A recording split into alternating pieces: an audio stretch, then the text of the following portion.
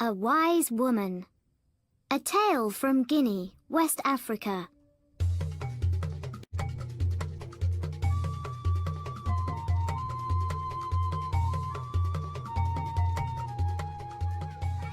It was a beautiful African morning.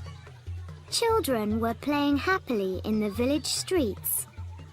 The women were washing clothes in the river and singing songs about lazy husbands. The chief listened to the two men sitting in front of him. Great chief, the man next to me is a thief, said the older man. Is that really so? Replied the great chief. Then tell me, what did he steal from you? one of my sheep. Answered the old man. And what is your answer to that? The great chief asked the younger man. Why steal sheep, great chief? Replied the young man. I have lots of them. If I need more sheep, I buy them. I don't steal them from other people. He's the thief, not me. The great chief looked at the far mountains and smiled. Then he looked at both men. Was the young one lying? He wasn't sure, but the old man didn't have the look of a thief. This was a difficult problem. He wasn't going to find the answer in just a few minutes. But the great chief liked problems like this more than any other. It took some time to find the answer. People came to him from very far away to ask him to be the judge of their problems. The great chief liked this also. I have a question for both of you, said the great chief. The person who finds the solution will keep the sheep. Go home and think about this question, and come back only when you know the answer. What's the fastest thing in the world? Don't come back until you have the solution. The two men left the great chief's house. The old man was sad. How could he find the answer to such a difficult question? When he got home, he told the question to his daughter, Zia. She was a beautiful, happy woman who liked helping others. She was young, but she was also very wise. I know the answer, Father, she said. It's time. The old man went back to the great chief's house. The great chief was surprised. You're back again. Not even 1 hour has passed, and you already have an answer to my question? Yes, great chief. Replied the old man. It wasn't so difficult. Answered the old man. It always goes too fast. There's never enough time for all the things that we want to do. And when we want more time to do something, it goes faster. The great chief was surprised. The old man's answer was even better than his solution. Who helped you to find the answer? Who gave you these words? Asked the great chief. They're my words. No one helped me. If that's not true, I'll punish you, said the great chief. The old man was too afraid to go on with his story. It was my daughter, Zia. She's a very wise young woman, and she gave me the words, he said. She must be very wise, thought the great chief. Very well. You have found the answer, and so you shall keep the sheep. And now that this is all finished, I think that I'd like to meet your daughter. The next day, the old man brought his daughter Zia to meet the great chief. They sat at the great chief's table and had a big lunch. Chicken, rice, fruit, and a drink made from palm juice. During lunch, they talked about the young man who stole the sheep and about how difficult it was to be a good judge. The great chief enjoyed the lunch very much. While he talked about this and that with Zia, he felt so happy that he wanted to sing and dance.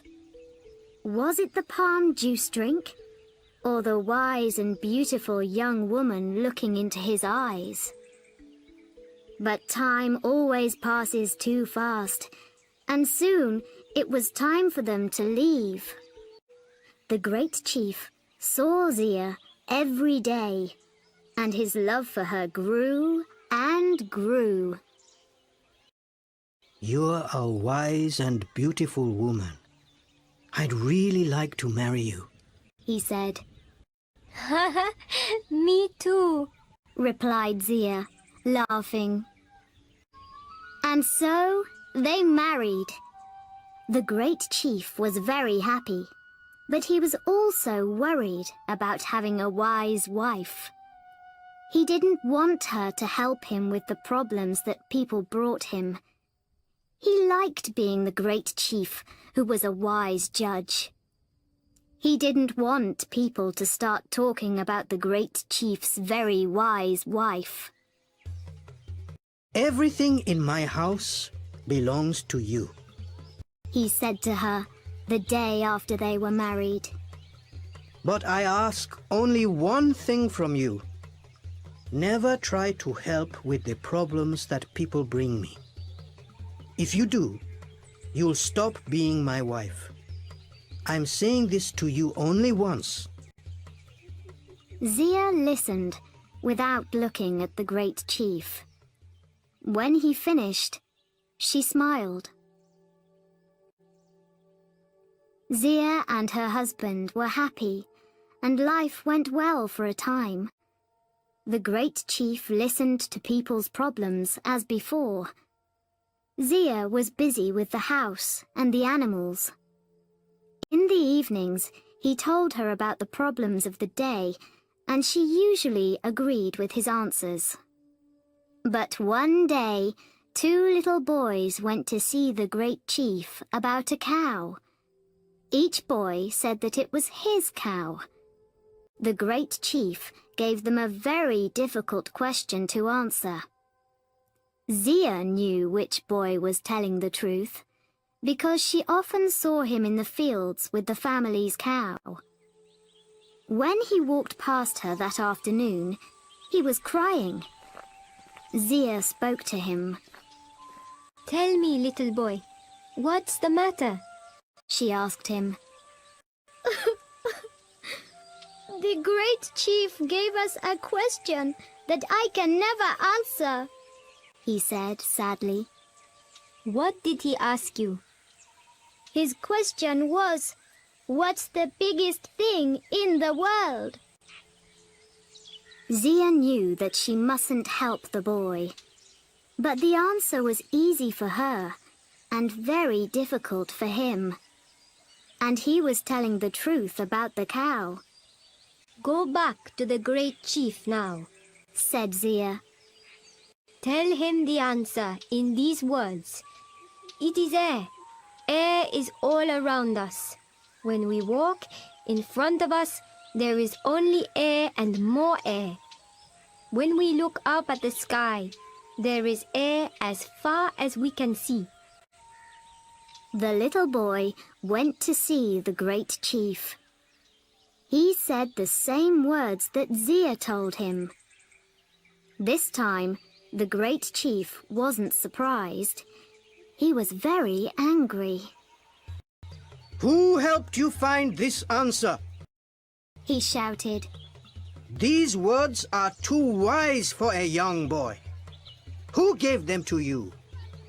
They're my words, great chief, said the boy. No one helped me to find the answer. If this isn't the truth, I'll punish you, said the great chief. The boy was afraid. It was your wife, Zia, he said in the end. The great chief was very angry with his wife. That evening, he spoke to her. Didn't I tell you that everything which I have belongs to you? You have done the one thing, the only thing that I asked you not to do. Now take what belongs to you and go back to your father's home. Before I go, can I make you one last meal? Then I'll take what belongs to me and go, Yes, answered the great chief. make what you want to eat. Take what you want to take. Just be sure that you're not still here tomorrow. Zia cooked the great chief's favorite meal, chicken with rice and vegetables. While he ate, she gave him a strong drink made from palm juice. She gave him many cups of it. At the end of the meal, the great chief lay down and slept. With her family's help, Zia carried the great chief to her father's home. They put him on a bed, and he stayed in a deep sleep all night. In the morning, a great voice woke everyone in the house. Where am I? What am I doing here? Shouted the great chief. Zia ran into the room, laughing. You said that I could take anything that I wanted from your house.